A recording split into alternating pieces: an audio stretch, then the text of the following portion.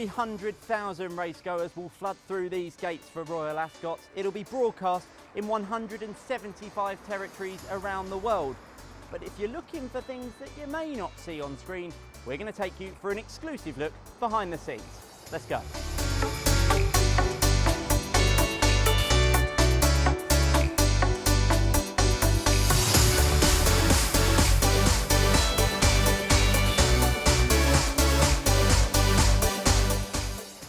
Well, where better to start than the jockey's room? This is where the best riders to ever grace the sport come to relax before their big races. It's pretty empty right now, but come next week, it'll be filled with a multitude of coloured silks represented by their owners. If you come over here, there's a steam room and showers where they can wash off all of the mud and dirt, where they get dirty between races and have to change silks. And I'm told they all have their set seats. There's a bit of a hierarchy in the jockey room. Over there is Ryan Moore's seat, just behind the camera. William Buick likes to sit by the door. And if you come over here to this corner, almost as far away from the door as possible, is the famous Frankie Dettori seat. He's won many races sitting in this seat at Royal Ascot, and he'll do so for the last time next week. Once he's in the zone though, he can't just head straight to the track. He first has to head to the weighing room. Each horse has to weigh a certain amount, and to make sure it does, every jockey has to do what they call weighing out before a race, in front of the clerk of the scales and the judge. If a jockey is too light, then they'll have to carry thin lead weights in their saddle to make up the weight, but I've been spending some time in the bar, so I don't think I'll need them.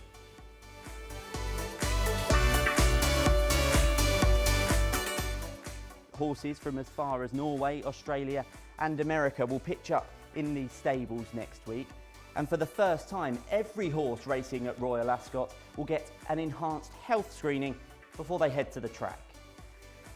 Well, this is the first time the horses will be presented to the spectators in the prim and pristine parade ring. There is not a flower or blade of grass out of place here. It's where spectators will be looking out for a shiny coat on the horse or a twinkle in their eye, which indicates the horse is in good health. It's also where the jockeys will meet their horses for the first time. But there's one rule you must follow in the parade ring: keep off the grass.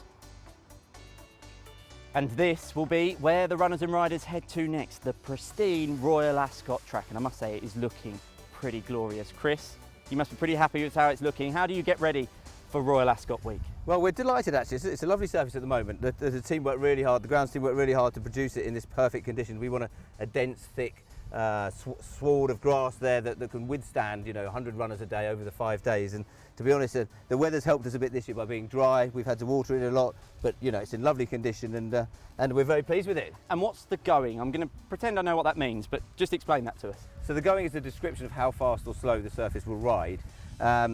The softer or the wetter, the softer it tends to ride, the drier, the faster it rides.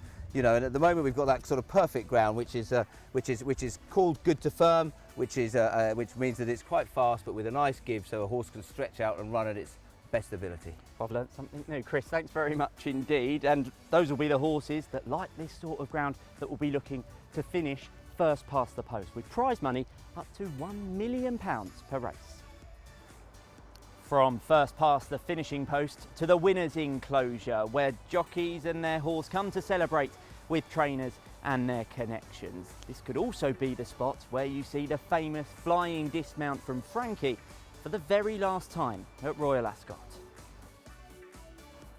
An audience with royalty awaits next on the trophy presentation podium, and it could be the first time we see King Charles taking up the mantle from his late mother, the Queen, who truly loved attending Royal Ascot.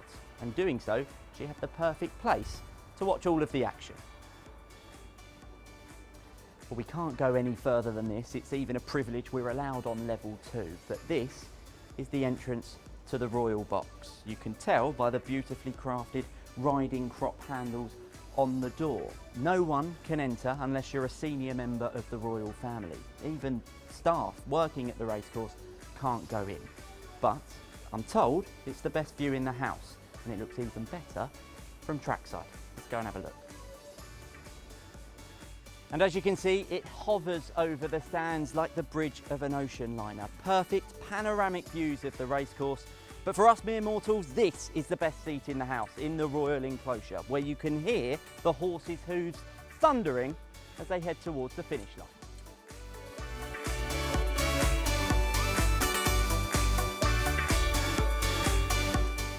And as you've made all of that effort to look your best for Royal Ascot, you can't leave without capturing your perfect day at the races with a photo on the selfie wall.